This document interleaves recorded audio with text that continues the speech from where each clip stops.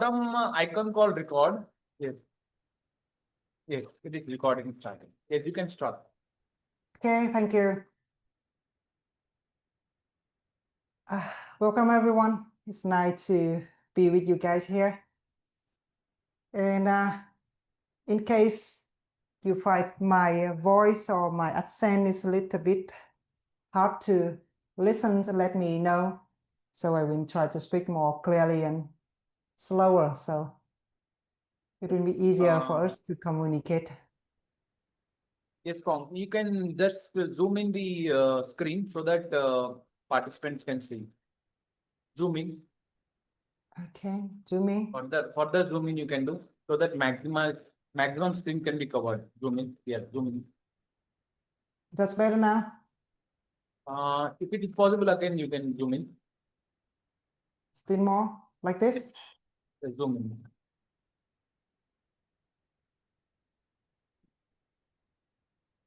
It's fine.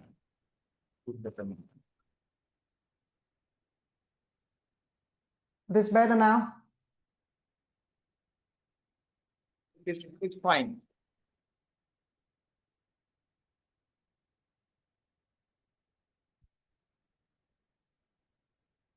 Okay, today we will read a sutta, a panel sutta. It's a number discourse 3.101, a panel.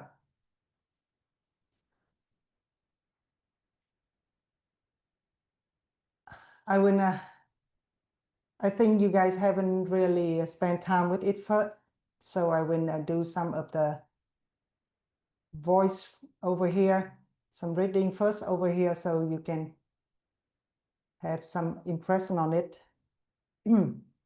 Okay, let me read it. Native gold has caused corruptions, sand, soil, grave. A partner of the apprentice pours it into a pond, where they wash, rinse, and clean it. When that's been eliminated, there are medium corruptions in native gold, fine grit and coarse sand. The partner washes again. When that's been eliminated, there are fine corruption in the native gold, fine sand, and black ground. The partner washes again. When that's been eliminated, only golden flakes remained.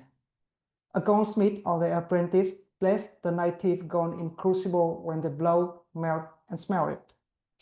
Still, the native gold is not settled and the dross is not totally gone.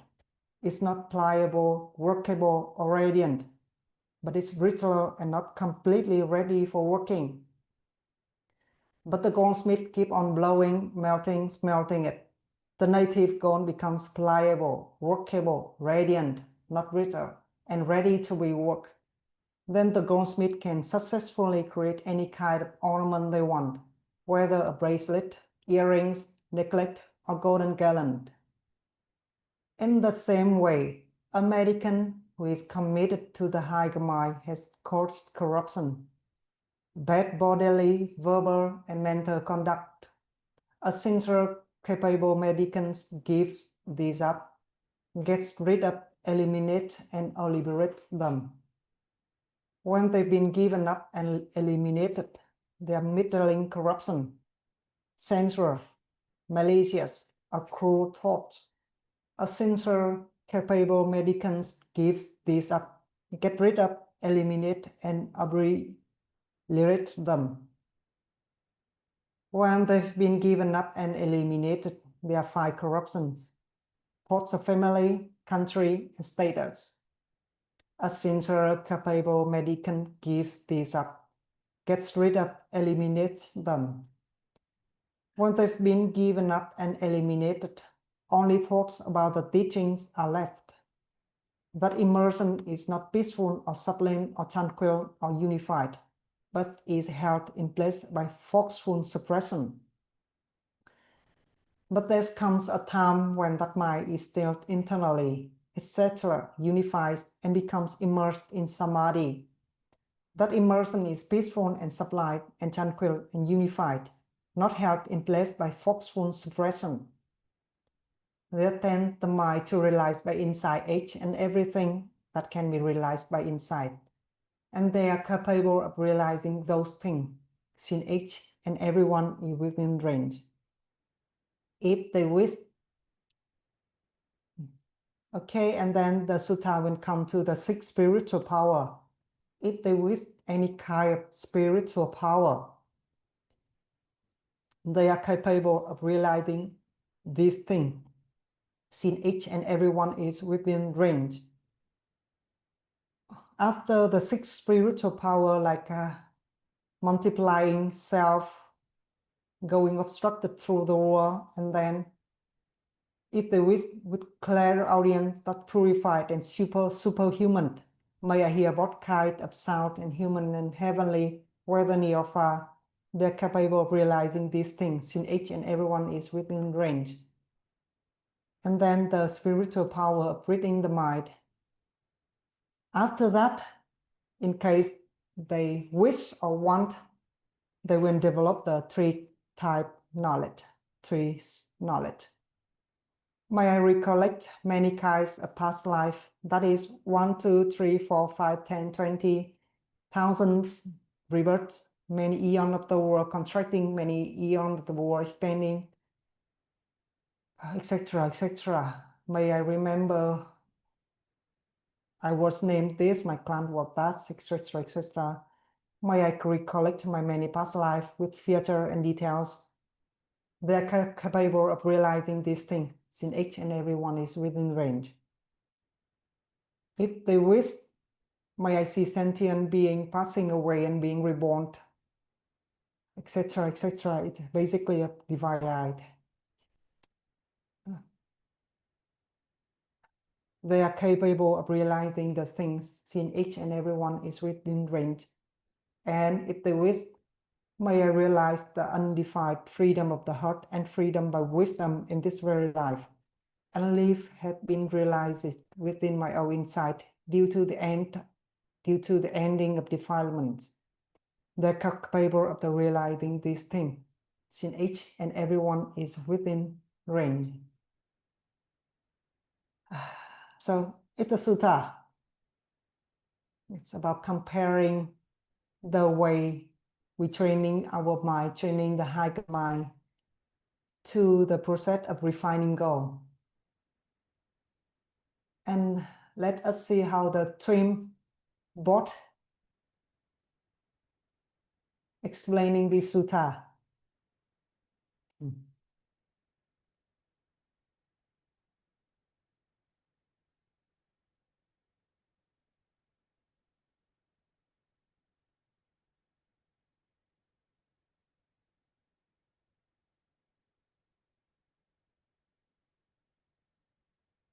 Normally, you guys talk about this, discuss about this sutta, or you will have the speaker talk most of it?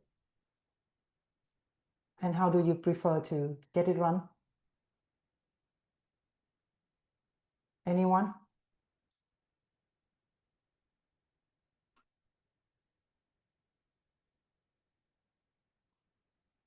Cong, can you repeat, please? I could not able. Oh, so you want me to continue reading these kinds of things, or explain it in my own understanding, or we discuss about it? You can explain, like some of the other participants will also share, like Nanda Madam is there. She will also share this. Oh, I see. So I will keep explaining about how I understand this. Yes. You can Okay, just summarize, like definitely you are using this TWIMBot.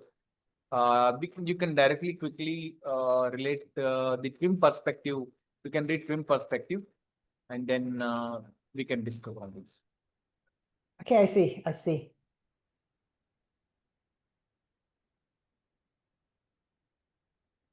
I'm sharing the screen. Yes. As the TWIMBot explaining the sutta in the TWIM way, like a bot. It comparing the state of we training our mind, training the higher mind with goal refining, with three, or in here it's 4 steps. The first step about the coarse corruption and the medium one and the fine one, and then after getting the mind getting good, it means that when the mind is quiet, radiant, when it's ready to do the things by, for example, developing the wisdom or developing the spiritual power or developing the knowledge to treat knowledge. It depends on the mind. If the mind is radiant, flexible, without any suppression, it will be easy to use as we wish. And if our mind is not as good as it should be, basically mean that it's not as pliable, radiant, or something like that, or quiet enough, it's very hard to work on it. And it's very much like comparing, and the Buddha compared it to the gold process or the gold refining. So to me, to my understanding, actually it's only two states. The first state is about refining the gold or developing the mind or training the mind or purifying the mind. In terms of the technique, the group of technique we use normally in the coarse corruption, like unwholesome mental, verbal, or bodily action, we're using sila, we're using conduct, we're using moral code to purify it. And in here in the TWIMBot, it also mentioned about that. Here. Oh, haven't really thought about that.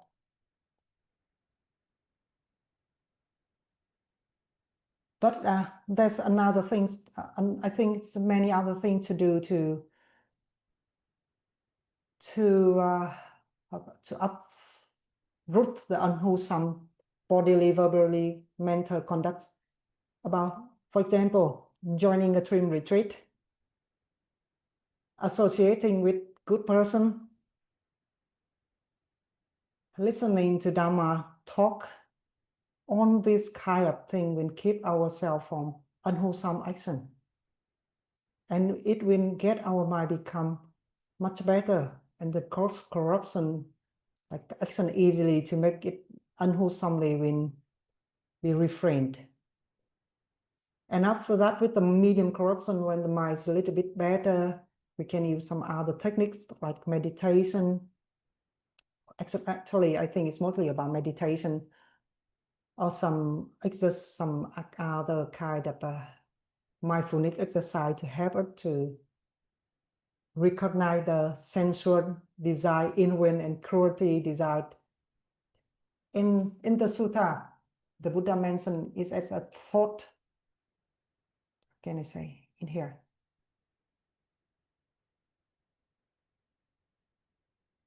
With the middling corruption, the sensual, malicious, and cruel thoughts. When we have a firm sila, firm conduct, and even with some a bit broken, and when we meditate, we see that sometimes we can strain the unwholesome action, but the thought still comes up a lot, comes as a hindrance, as a thought, a sensual thought, malicious thought, and cruel thoughts. And this is, meditation is very helpful, or some kind of mindfulness exercise, or some whatever. I'm not thus focus on the stream only, because I found out that not only TWIM meditation, many other type of meditation or exercise can work very well with the middling corruption, with the thought of sensual thought, malicious thought, and cruel thoughts. But the TWIM and the 6 work very well with it. Work very well with this. And after the sensual, malicious thought and cruel thoughts subside, and then thought of family, country, and status will comes up by itself. Also in terms of hindrance, you will have restlessness, and you will think a lot about the family, how to be good at something, how to get good at work, having a lot of money, some kind of thoughts then comes up a lot at a hindrance. It's not really sensual or malicious, but it's not really cruel, but it's the thoughts. Still a lot of thoughts and hindrance then comes up. And basically mean that we still need to work on ourselves, need to work on the mind. And in TWIM, it basically means that keep exploring, and sometimes asking our intuition, oh, what's going on? What the subtle hindrance? So you can recognize it, to release it, and to be at peace again. And after that, when all of the thoughts subsides and all the thoughts, it's not really all the thoughts, all of the unwholesome thoughts subsides and all of the thought about family, country, and things outside subsides. And then the thought of the Dharma still be available. For example, what jhana am I in? Oh, it is joy? It is metta? Or it is karuna? Am I near the cessation? Oh, it's good if the cessation comes. I will be liberated. Things like that. And sometimes you check, oh, either how about mind, 7 awakening factor either, and things like that. The thought about Dhamma, about what is really going on inside the bodies, didn't come up as a verified corruption. The thoughts didn't teaching. It's not. I don't think it's a good translation. Thoughts, Dhamma vichara. The thought about the Dhamma, the thought about the phenomena inside. And normally it should be when you are working with this kind of thought in meditation, normally it should be in the first or the second, the third, or even in the arupa jhana. Most of the time when the jhana appear, when the jhana comes up all by itself, all of the thought, the mid-range corruption, the coarse corruption, it means that the sensual, malicious, and cruel thoughts stop. A thought about family, country, and status just come randomly and rarely. It's not so much. But when your mind is in the jhana, quite stable in the jhana, there's mostly only thought about the teaching, about the Dhamma, about how you are experiencing right now. And even sometimes in the quiet mind, the thought about teaching still there, and still some slight suppression. And it's very hard to recognize, even you stay in the quiet mind for a very long time. 1 hour, 2 hours, 3 hours, then maybe some kind of suppression still over there. And it means that at that time, you still need to work on getting the mind quiet, still training the mind, still working on the mind. It's not really ready to develop the wisdom. When in terms that if the vice corruption or the mid-range corruption still comes up a lot, your mind is not really ready to develop wisdom or to really turn into active vipassana. It means that actively observing things. In TWIM, when we stay with the object like metta, we still observe things. There's still things come up, goes and stay there and goes on by itself. I call it a passive observing, because we just stay with our object of meditation, the metta, or later the karuna and the upekkha, and then later on it's the quiet mind. We stay with the quiet mind. Things comes up, the Dhamma comes up and goes, come up and goes. And we haven't really actively looking for developing the wisdom. The wisdom is come on by itself, observing it. But when the mind is really quiet, it really becomes quiet. When you find out that there's no suppression, it's really radiant, sublime, tranquil, unified. You can put your intention to the vipassana. It means that put the intention to observe things. At that time, you can observe the quiet mind. You can observe other sense like the eye, the ear, the mind, the nose, the tongue. It means that it turns to the second phase of the practice, doing the vipassana. In the words of the Buddha, may I realize the undefiled freedom of heart and freedom of wisdom in this very lifetime by actively observing, by seeing the way as it is. So what I really mean that in developing the mind is only two states. The state of refining it, to get it into the state of being very quiet. In the term of the Buddha word is here. Peaceful, sublime, tranquil, unified, without any suppression. Before the mind become very quiet, normally in my experience, only at the fourth jhana and above, or only in the quiet mind. Only the quiet mind has no suppression. It's not much really the case.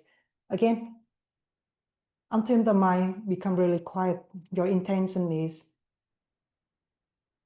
samadhi, getting the mind purified by siksha. Just keep siksaing, keep siksaing, keep siksaing, and then the mind will be quiet by itself, will come into the higher jhana all by itself and then become quiet. After it become very quiet, it comes to the second state. The second state is about developing wisdom.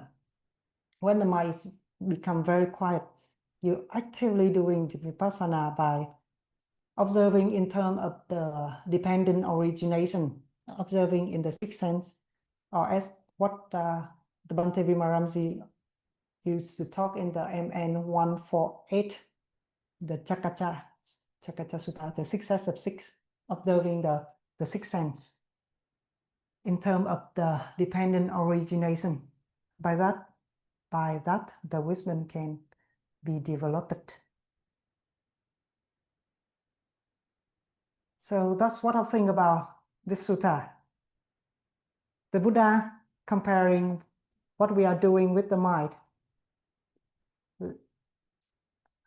like gold refining, by purifying the gold. There's two states about it. Working on it, working on the goal, or working with the mind until it become very radiant, become very quiet, become very tranquil. After that, we can use it to develop spiritual power or develop the three type knowledge. In other words, being free by heart or being free by wisdom. That's the case here.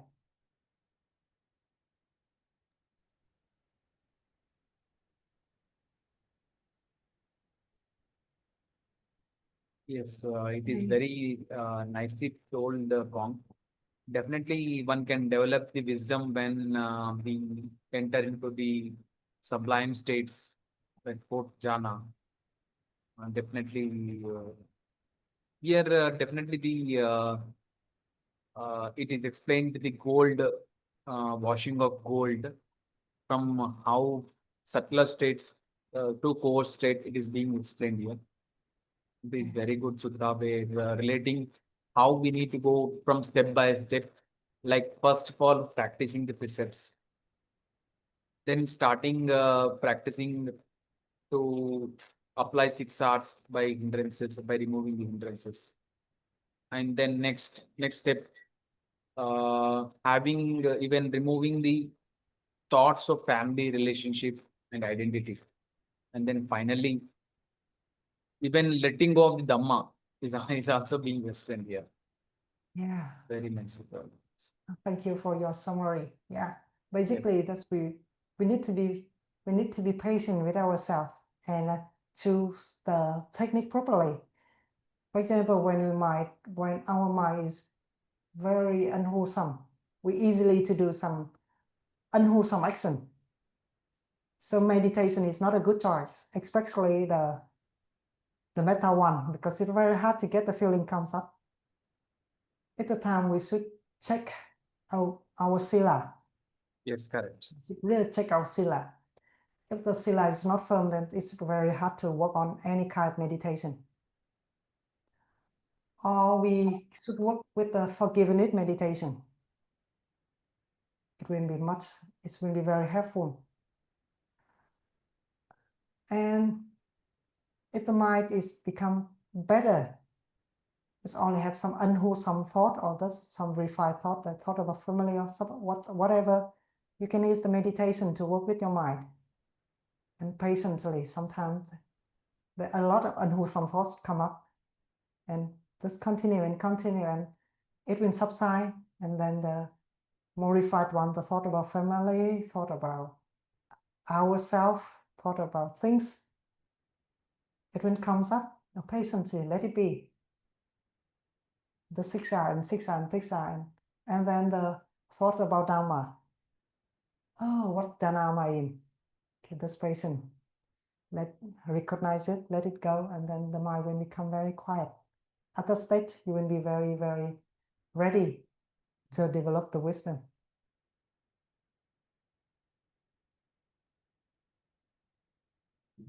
Yes, Nanda Madam, can you share something? Can you share to all participants? Yes, thank you very much. It is a very good sutta. Basically, to me, it explains the Siksha process stage by stage very beautifully with examples. And as mentioned, when we keep on practicing Siksha, I think what we are doing is we are weakening the craving continuously, and therefore our hindrances becomes weaker and weaker, and the mind at one point the body get very relaxed and stilled, and the mind becomes very calm and stilled, and the mind inclined towards naturally, as mentioned before, the mind naturally inclines towards jhanas and ayatanas and samadhi states. And when the mind is in samadhi state, naturally the insight develops and the mind becomes very clear, and there is clarity and wisdom as to the mind is able to see the everything as they are, truly are, and that is a very peaceful, very serene, a wonderful state to be. And when the conditions are right, the mind naturally experiences cessation. So this sutta, thank you for choosing this sutta, explains beautifully, very clearly, stage by stage with simile, how to relax the body and how to practice the Siksha, and how to release the mind and relax the body, and generate the energy and the smile and uplift the mind. And when the mind is uplifted, the body and the mind becomes relaxed and calm, and naturally goes through the jhanas and ayatanas and samadhi state. And that is a beautiful, wonderful wondrous process. Thank you very much for choosing this. Yes, anyone would like to ask any questions related to meditation?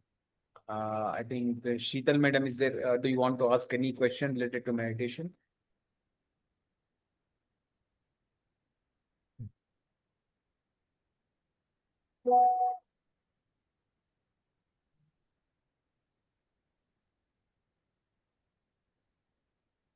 Or anyone would like to share this picture?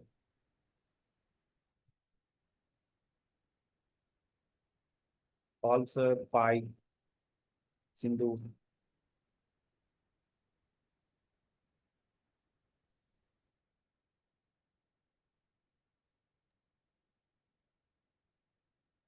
Yes, Cong, we can proceed.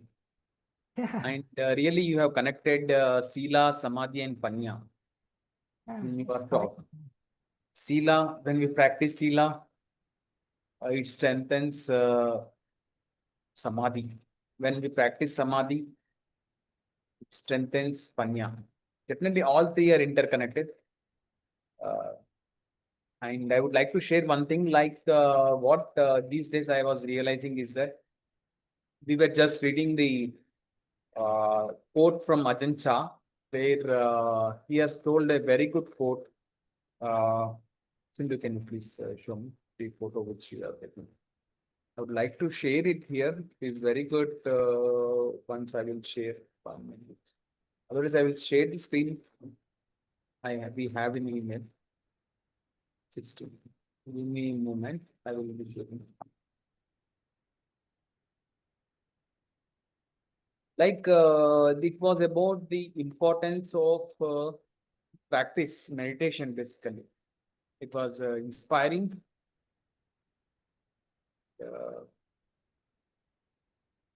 Kong, if you unshare so that I can share. Okay. Yes. This is yes,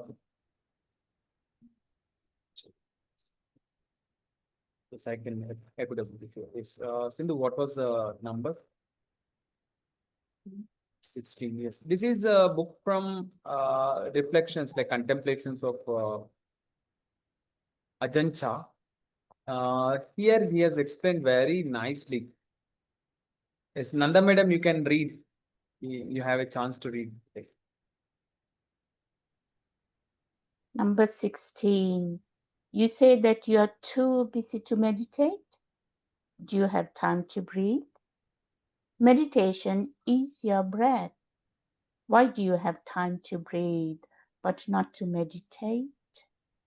Breathing is something vital to people's lives. If you see that Dhamma practice is vital to your life, then you will feel that breathing and practicing the Dhamma are equally important. Yes.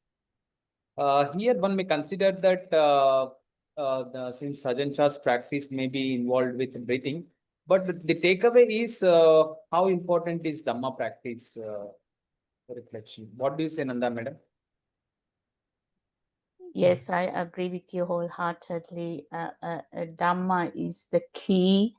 When we practice Siksha, Dhamma naturally unfolds and we see the dependent origination.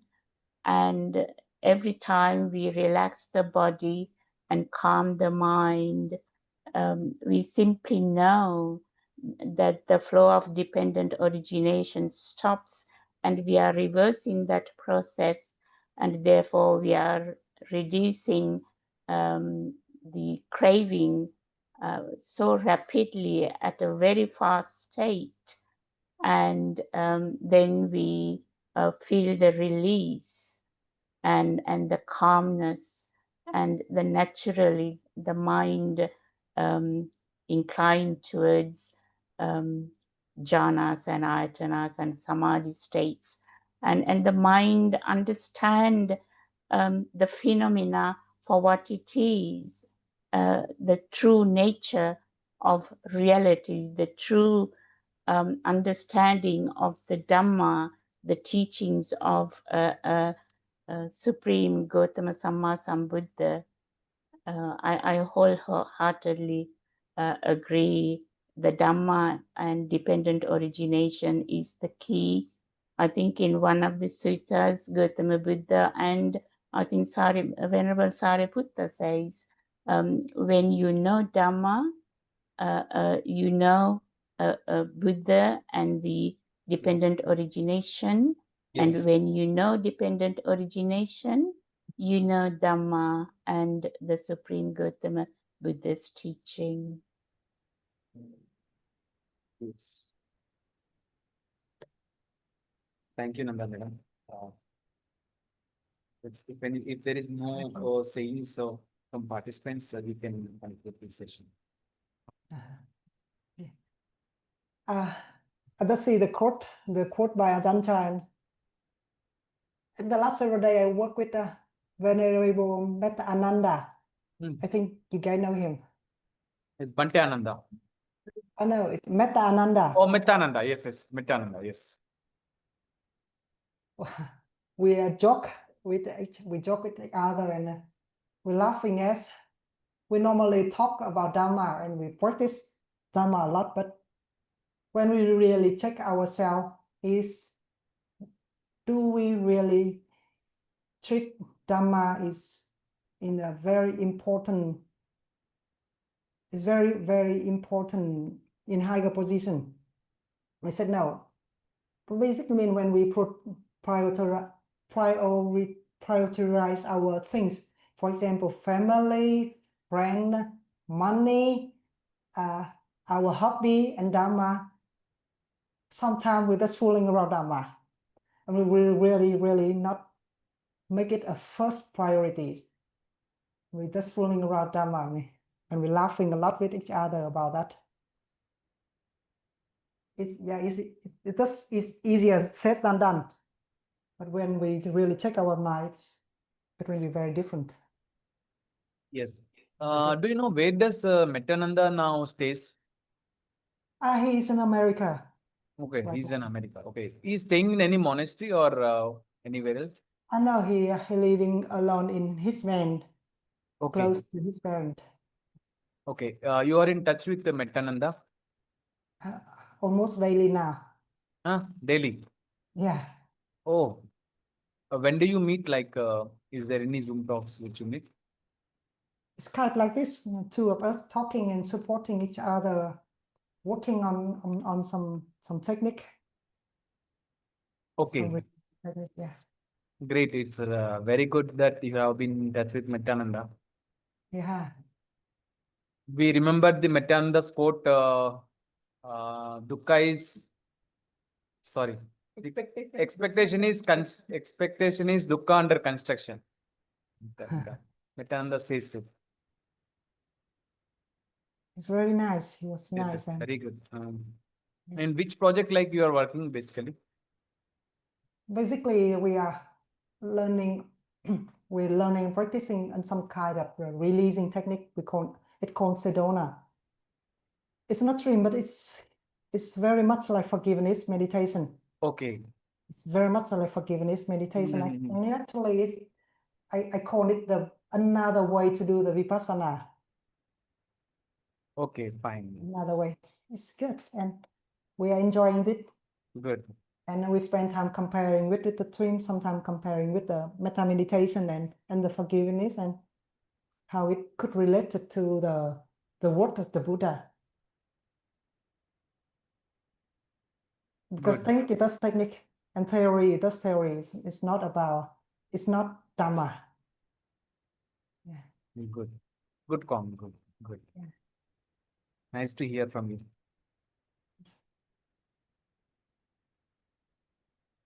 And for the sutta, I really like this one. I really like the Pana Sutta, because it reminds me to be patient, when working with the mind, when developing the mind. Sometimes it can become very, very unwholesome, but with patience, the siksha and doing the work, and then it will be better, will be open, will be tranquil, will become quiet, and will be easy to see the reality as it is. So I love this one. Yes, patience leads to Nibbana.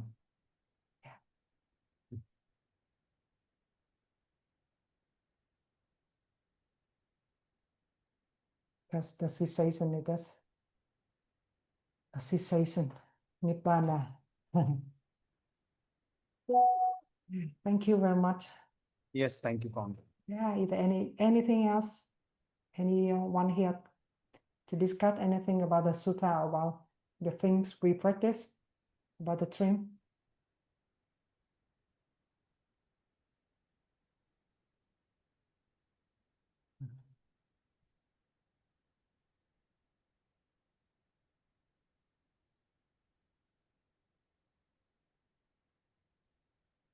I think we can share the merit before closing this. Could you do it for me? It is, would you like? Yes. Oh, thank you very much. I I'll will it. enjoy it. In this way.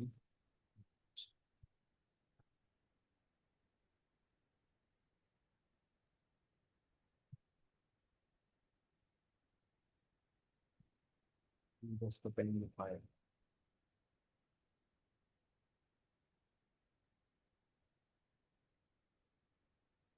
Yes, let me share it.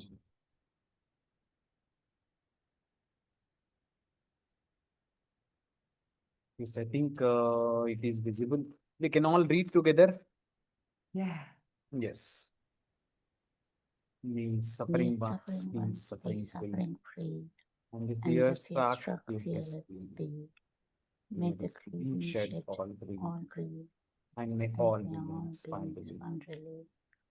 May all beings share this merit that we have thus acquired for the acquisition of all kinds of happiness. May beings inhabiting space and earth, devas and nagas, mighty power, share this merit of ours. May the long of the past sensation. Sadhu, sadhu, sadhu. Thanking you, Cong, for joining. Thanking you all. Wishing all happiness. Thank you all for being here, and thank you, Sachin. Yes, thank you. I really appreciate your support. Yes, definitely we will support for that. We'll support. And I hope to see you directly in person soon. Yes, you're coming to India. Yeah, I have intention to go in the next year or so. Oh, great. Yeah. We'll meet. Like an intention. Let's see what's Yes, yes. right Yes. now. I haven't really planning on doing something like it's a must. It's an intention, and let's see what's going on. Good. Yeah, and I make intention to see you guys, to see Yes, you and your wife in person. Yes. Thank you. Thank you. Thank you very much, and you. hope to see you soon. Yes, Thank you. just I would like to, before ending, Nanda madam has went to retreat. Madam, can you share your experience before closing? Venerable Obasa hosted a silent TWIM retreat in Oxford Buddha Vihara in Forest of Dean in the UK, and that was for 10 days. We had the same retreat last year. It is a very beautiful temple right in the middle of Dean of Forest, very quiet, very peaceful.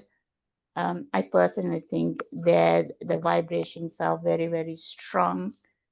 And 12 of us joined the retreat, and everybody helped each other with cooking and cleaning and that kind of a thing. And we had plenty of time to meditate. That was really a beautiful, wonderful, wondrous experience for almost all of us. That was really great. So we are looking forward to having another retreat there. That temple is very, very busy.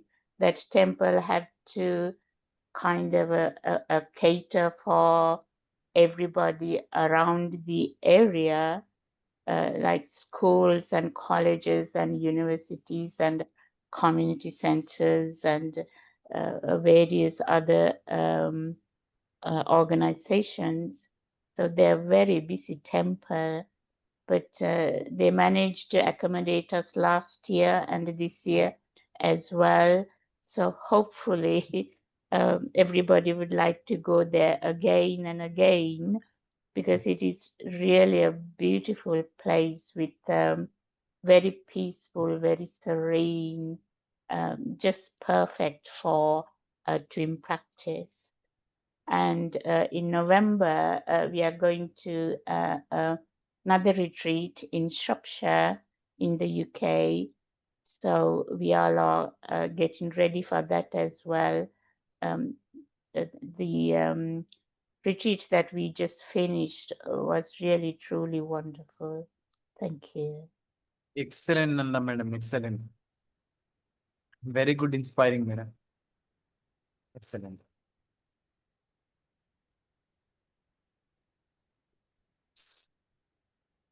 Thank you once again to all. Thank you, Cong. Thank you. Thank you, Nanda madam. And thank you all. Thank you, madam. Yes. Really inspiring. Yes, yes. Nanda madam, she is really excellent.